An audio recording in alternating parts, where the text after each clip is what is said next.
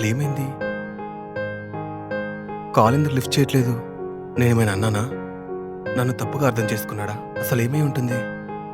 మీరు కూడా ఇలా ఓవర్ థింకింగ్ చేస్తున్నారా?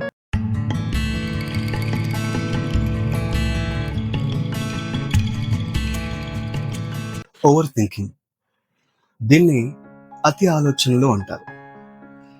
మన యొక్క డే టు డే లైఫ్లో ప్రతి ఒక్కరి జీవితంలో ఇన్ఫ్యాక్ట్ 18 ఇయర్స్ దాటిన తర్వాత, అంటే టీనేజ్ దాటిన తర్వాత, అలాగే మిడిల్ ఏజ్లో, అలాగే ఆఫ్టర్ మ్యారేజ్ లైఫ్ తర్వాత కూడా చాలామంది ఫేస్ చేస్తున్న విషయం ఏంటంటే అతి ఆలోచనలు, ఓవర్ థింకింగ్. నిజానికి ఆలోచించడం తప్పు కాదు.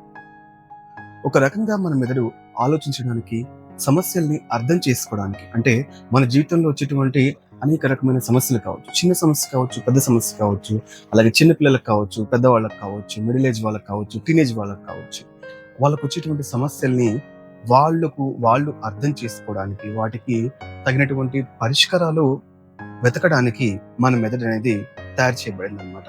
మరి ఈ సమస్య అనేటువంటిది ఎక్కడ స్టార్ట్ అవుతుంది?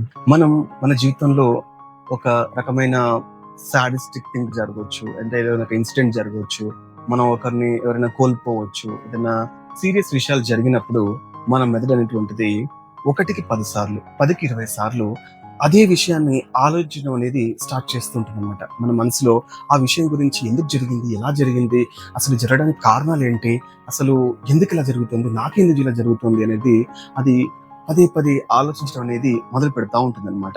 ఫర్ ఎగ్జాంపుల్, ఒక విషయం జరిగింది అనుకోండి, అంటే మన క్లోజ్ ఫ్రెండ్స్ కానీ, మనం ఇష్టపడే వాళ్ళకి కానీ మనం మెసేజ్ చేసినప్పుడు కానీ వాళ్ళు ఒకవేళ రిప్లై ఇవ్వలేదు అని అనుకోండి, అప్పుడు ఏం జరుగుతుంది?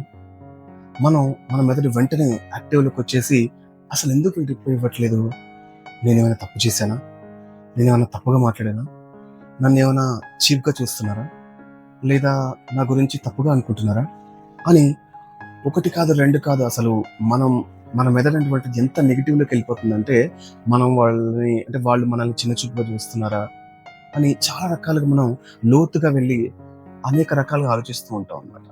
ఈ రకంగా మన బ్రెయిన్ ఆ యొక్క సమస్యని నెత్తి మీద పెట్టుకొని ఆలోచనలు చేస్తూనే ఉంటాం.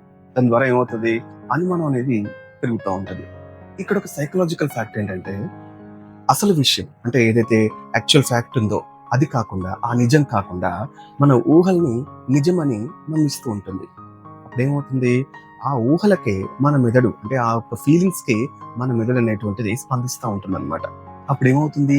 చిన్న చిన్న సమస్యలు కూడా చాలా పెద్ద సమస్యలుగా కనిపిస్తాయి. పెద్దవాళ్ళు చెప్పినట్టు మనకి చిన్న విషయాలు కూడా పెద్ద భూతద్దంలో పెట్టి మనం చూస్తూ ఉంటాం అనమాట. నిజానికి చాలా మందికి బాధలు ఆ జరిగినటువంటి సంఘటనలు, ఎవరైతే వాళ్ళ జీవితంలో జరిగిన విషాద సంఘటనలు కావచ్చు, సీరియస్ విషయాలు కావచ్చు, ఆ ఇన్సిడెంట్ వల్ల కాకుండా ఆ సంఘటనల గురించి ఎలా ఆలోచిస్తున్నామో దాని గురించి వస్తాయి అనమాట. అంటే ఏదైతే పర్టికులర్గా ఇన్సిడెంట్ జరుగుతుందో ఆ ఇన్సిడెంట్ వల్ల ఆ బాధలు రావు. ఆ ఇన్సిడెంట్ గురించి ఎలా ఆలోచిస్తున్నామో దాని నుంచి వస్తాయి అనమాట బాధలు అనేటువంటివి.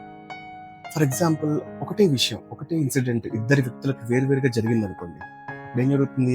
ఒకరేమో లైట్ తీసుకుంటారు, ఇంకొకరేమో దాన్ని సీరియస్గా తీసుకొని ఎక్కువగా ఆలోచించి బాధపడుతూ ఉంటారు.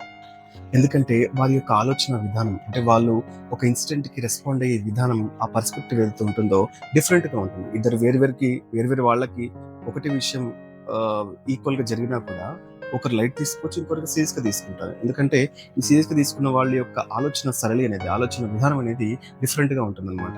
కాబట్టి మనం ఇక్కడ మెయిన్గా గుర్తుంచుకోవాల్సిన విషయం ఏంటంటే, ప్రతి ఒక్క ఆలోచన, అంటే మన మెదడులో వచ్చే ప్రతి ఒక్క ఆలోచన కూడా నిజమని అనుకోకూడదు. చాలా ఆలోచనలు కేవలం ఊహలు మాత్రమే. అవి వెంటనే నిజం నమ్మేయాల్సిన అవసరం లేదు. అప్పుడు వెంటనే అలాంటి ఆలోచనలు వచ్చినప్పుడు మనం ఒక ప్రశ్న వేసుకోవాలన్నమాట. ఎప్పుడైతే ఒక థాట్ వచ్చిందో మన బ్రెయిన్లోకి, ఆ థాట్ అనేది వెంటనే నిజమని నమ్మేయాల్సిన అవసరం లేదు. ఇప్పుడు మనం ఈ థాట్ ఒకవేళ నిజమైతే దీనికి ఏదైనా ఆధారం ఉందా, ప్రూఫ్ ఉందా, లేక ఇది నా భయమా అని ఒకసారి మనకి మనం ఒక క్వశ్చన్ వేసుకోవాలి. మన పెద్దవాళ్ళు అంటూ ఉంటారు, ఖాళీ బుర్ర దయ్యాల కోట అని. అలా మన మెదడు అనేటువంటిది ఖాళీగా ఉన్నప్పుడు చాలా నెగిటివ్ ఆలోచనలు ఆలోచిస్తూ ఉంటుంది అనమాట. అప్పుడు మన బ్రెయిన్ ని డైవర్ట్ చేయడం చాలా ఇంపార్టెంట్. అప్పుడు ఏం చేయొచ్చు అంటే, మనం ఏదైనా క్రియేటివ్ థింకింగ్ ఆలోచించడం కానీ, ఏదైనా పని చేయడం కానీ, ఏదైనా డిఫరెంట్గా ఆలోచించడం, మీ డే టు డే హాబీస్ ఏమైనా ఉన్నాయనుకోండి, యోగా చేయడం కానీ, లేకపోతే షటిల్ ఆడుకోవడం కానీ, లేకపోతే మీరు రోజు ఏదైనా పనులు చేసుకుంటారో, లేకపోతే కొత్త పని ఏదైనా నేర్చుకోవడము, లేకపోతే కొత్త స్కిల్ ఏదైనా నేర్చుకోవడము, అనే దానిపైన మన బ్రెయిన్ని దారి మళ్లించి ఫోకస్ చేయించేలా మనం అలవాటు చేసుకోవాలి. ఇది ఏం చేస్తుంది, మన బ్రెయిన్ని ఒక దారి మళ్లించి ఒక healthy brain healthy lifestyle అలవాటయ్యేలా అది చేస్తుంది అనమాట.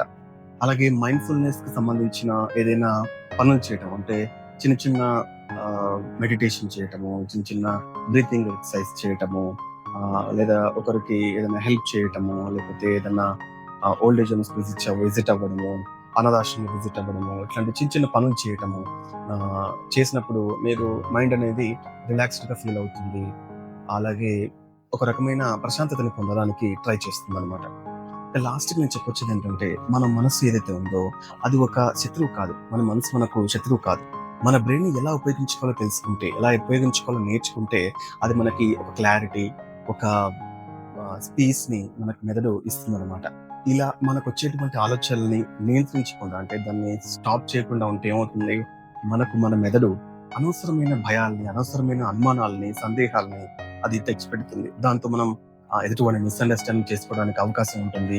దాని ద్వారా మనకి రిలేషన్షిప్స్ కూడా దెబ్బతినే అవకాశం ఉంటుంది అనమాట. అలానే మనకు వచ్చే అన్ని ఆలోచనల్ని మనం థాట్స్ ఏవైతే ఉన్నాయో అన్నిటిని ఆపాల్సిన అవసరం లేదు, దాన్ని స్టాప్ చేయాల్సిన అవసరం లేదు.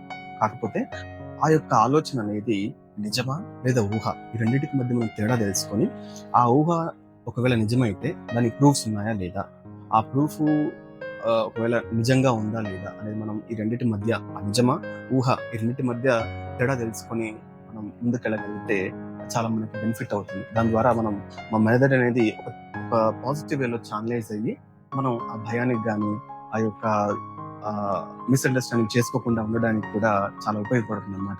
ఇలా మన మెదడు కన్ఫ్యూజ్ చేస్తున్నప్పుడు నిజమా ఊహ, ఈ రెండింటికి మధ్య తేడా తెలుసుకొని, ఊహ అయితే దానికి ప్రూఫ్స్ ఉన్నాయా లేదా అనే దాన్ని బాగా ఆలోచించుకొని మనం ముందుకి వెళ్ళి పాజిటివ్గా ఆలోచించగలిగితే మన మెదడు మనకు సహాయపడుతుంది, శత్రువుగా కాకుండా. మీరు కూడా ఇలా ఓవర్ థింకింగ్ చేస్తున్నారా? అయితే కమెంట్ చేయండి ఏ విధంగా చేస్తున్నారు. సో ఇది చిన్న over view of over thinking. ఈ ఓవర్ థింకింగ్ వచ్చినప్పుడు మీరెలా స్పందిస్తున్నారు, మీరెలా దానికి రెస్పాండ్ అవుతున్నారు అనేది కమెంట్ చేయండి. ఆ కమెంట్కి తప్పకుండా నేను రిప్లై ఇస్తాను.